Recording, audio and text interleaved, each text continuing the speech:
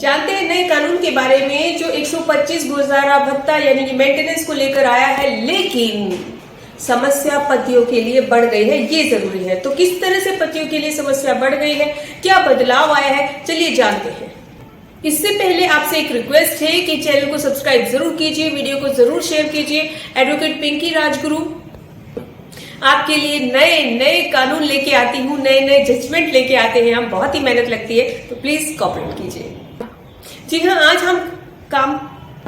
आज हम बात करेंगे केरला हाईकोर्ट के जजमेंट के बारे में, जिससे पत्नियों को तो बहुत ही ज्यादा फायदा है, लेकिन पति बेचारे परेशान हैं। जानते हैं केस के फैक्ट क्या थे। यहाँ पे होता क्या है कि पत्नी फैमिली कोर्ट में मेंटेनेंस का केस डालती है और कहती है कि मेरे पास गुजारा करने के लिए कुछ भी नहीं है और मेरे को महीना 7,500 रुपए दिए जाए।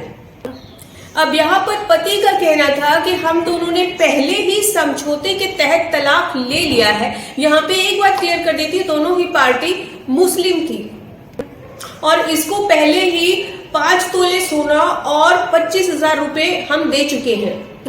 लेकिन यहाँ पर फैमिली कोर्ट पाती है कि पति ऐसी कोई भी बात साबित नहीं कर पाया है, लिहाजा अदालत 4,500 रुपए महीना गुजारा भत्ता देने का आदेश देती है। ऐसे में होता क्या है कि पति जाता है केरला हाई कोर्ट में और क्रिमिनल रिवीजन दाखिल करता है, लेकिन केरला हाई कोर्ट सारे फैक्ट्स को देखता है। यहाँ पे भी पति वही कह रहा था कि हमारा समझौते से तलाक हो चुका है और इसके बेस पर जो पत्नी है वो मेंटेनेंस का क्लेम नहीं कर सकती है। यहाँ पे पति का यह भी कहना था कि पत्नी अपनी मर्जी से मुझे छोड़ के गई है और उसका बाहर एक्स्ट्रा मैरिटल अफेयर भी था और इसको इस बेस पर भी मेंटेनेंस नहीं मिलना चाहिए और मेरे पास इतनी इनकम नहीं है कि मैं इसको हर महीने 4,500 रुपए दूं। और इसीलिए आर्ग्यूमेंट होता है इस बेस पर कि जो फैमिली कोर्ट का ऑर्डर था 4,500 रुपए गुजारा भत्ता देने का, उसको डिसमिस किया जाए।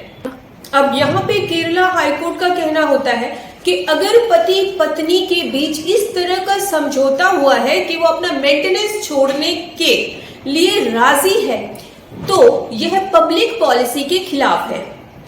अगर ऐसा समझौता हुआ भी है तो वो मान्य नहीं है और इसे नहीं माना जाएगा। यह भी देखा जाता है कि पति ऐसा कोई भी प्रूफ नहीं दे पाया जिसमें कि उसका समझौता हुआ हो या पत्नी कमाती हो या उसने कुछ सामान उसको दिया हो। तो ऐसे में जो पत्नी कह रही है कि मुझे मेरे पास कुछ भी नहीं है, मैं अभाव में हूँ, तो केरला हाईकोर्ट का कहना होता है कि ऐसे में उसको अभाव के कारण छोड़ा नहीं जा सकता। तो जो क्रिमिनल रिवीजन पति ने फाइल किया था हाईकोर्ट में, उसको निरस्त कर दिया जाता है और फैमिली कोर्ट के ऑर्डर को कंफर्म किया जाता है। तो यहाँ पे एक बात क्लियर हो गई है, अगर आपके साथ भी ऐसा हुआ है, आपने समझौता किया है, तो थोड़ा ध्यान से करना, आगे आपको ऐसा सिचुएशन फेस ना करना पड़े। क्रिमिनल रिवीजन नंबर आपको केस में दिख रहा है। आपसे मेरी बार बार एक ही रिक्वेस्ट है कि वीडियो को ज्यादा से ज्यादा शेयर करें और सब्सक्राइब करें। हमारा हौसला इसी तरह से बढ़ाते रहिएगा। धन्यवाद।